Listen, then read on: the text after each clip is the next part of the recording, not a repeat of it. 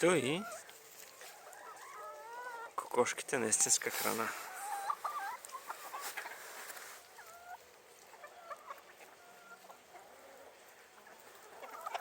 Това е един друг кълпазон, Роко. Техния пазач. Роко, Лиглю.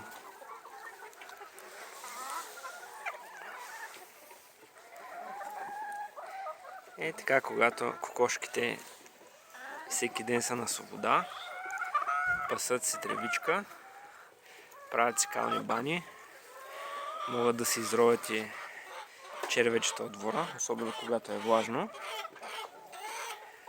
Тези, които са опитвали вкуса на яйцата, знаят разликата.